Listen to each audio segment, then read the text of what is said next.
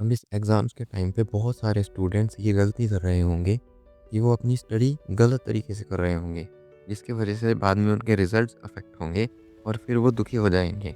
हो सकता है कि आप भी उन्हीं में से एक हो।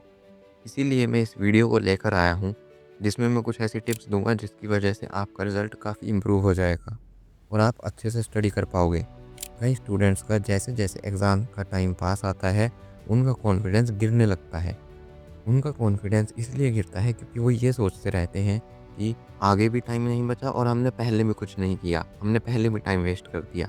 ये सोच-सोच के उनका कॉन्फिडेंस गिरता चला जाता है और वो स्टडी अपनी अच्छे से कर ही नहीं पाते।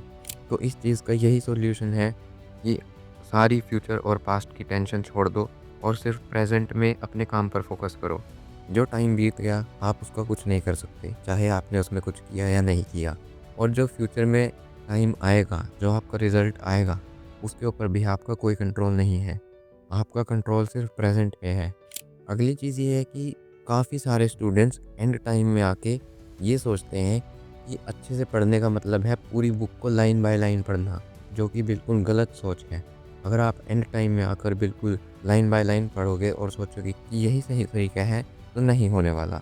इसका सॉल्यूशन ये है कि आप आइडेंटिफ़ाई करो कि कौन से टॉपिक्स ज़्यादा इम्पोर्टेंट हैं और कौन से कम इम्पोर्टेंट हैं। जो ज़्यादा इम्पोर्टेंट हैं, उन्हें ज़्यादा टाइम दो, उन पे ज़्यादा अच्छे से फ़ोकस करो और जो टॉपिक्स इतने इम्पोर्टेंट नहीं हैं, उन पर इतना फ़ोकस मत दो और आप सभी टॉपिक्स के प्रीवियस ईयर क्वेश्चंस लगा सकते हो, जिसकी वजह से आपका बहुत ज़्यादा टाइम भी बचेगा और आपकी अच्छी खासी प्रैक्टिस भी हो जाएगी। अगली चीज़ ये है कि काफ़ी सारे स्टूडेंट्स ये गलती करते हैं कि वो कन्फ्यूज़ होने लग जाते हैं कि कहाँ से पढ़ें। उन्हें पढ़ने का सोर्स ही समझ नहीं आता कि कहाँ से पढ़ना है। कभी वो स्कूल नोट्स को पढ़ना शुरू कर देते हैं, कभी कोचिंग नोट्स को पढ़ना शुरू कर देते हैं और कभी यूट्यूब पे वीडियो लेक्चर्स देखना शुरू कर देते हैं और हर जगह अलग-अलग वे में चीज़ें एक्सप्लेन्ड होती हैं, जिसके कारण वो कन्फ्यूज़ हो जाते हैं। इस चीज़ का यही सॉल्यूशन है कि स्टिक टू वन सोर्स। चाहे आप अपने स्कूल नोट्स को पढ़ो, चाहे कोचिंग नोट्स को पढ़ो या यूट्यूब पर लेक्चर्स देखो, लेकिन फिर उसके अलावा और कुछ नहीं करना। सिर्फ वही वाला सोर्स यूज़ करना है अपनी स्टडी के लिए। और काफ़ी सारे लोग एग्ज़ाम्स के पहले और बाद में डिस्कशन करने लग जाते हैं, जो कि बिल्कुल गलत चीज़ है। क्योंकि अगर आप एग्ज़ाम से पहले डिस्कशन करोगे अपने स्कूल फ्रेंड से, अपने कोचिंग फ्रेंड से, तो आप कन्फ्यूज़ होते जाओगे। कोई कुछ कहेगा, कोई कुछ कहेगा। आपके दिमाग में क्लटर बनता चला जाएगा और आपको कुछ समझ नहीं आएगा। और अगर आप एग्ज़ाम के बाद डिस्कशन करते हो, तो उसका भी कोई फ़ायदा नहीं है, क्योंकि अब आपका एग्ज़ाम जैसा भी हुआ है, अब वो बदल नहीं सकता। अगर आप उसको डिस्कस करते हो, तो हो सकता है कि आपके वो अगले एग्ज़ाम पर काफ़ी ज़्यादा इफ़ेक्ट डाल दे। तो एग्ज़ाम के पहले भी और बाद में भी डिस्कशन नहीं करनी है। और कुछ स्टूडेंट्स एंड में आके ये करने लग जाते हैं कि बस अब मैं और कुछ नहीं करूँगा, अब मैं सिर्फ़ बैठकर पढ़ूँगा। वो दिन-रात पढ़ते रहते हैं। ये भी बिल्कुल गलत तरीका है। आपको बीच में कुछ टाइम रेस्ट भी लेना चाहिए। कुछ टाइम खुद को रिलैक्स करना चाहिए ताकि आपके दिमाग में जो आपने पढ़ा है उसका क्लटर ना बन जाए।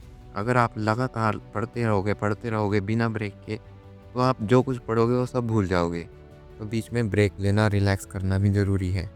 और हाँ, सबसे इम्पोर्टेंट, आपका एनवायरनमेंट भी मैटर करता है। आप ये सारी चीज़ें नहीं कर सकते अगर आपका एनवायरनमेंट सही नहीं है।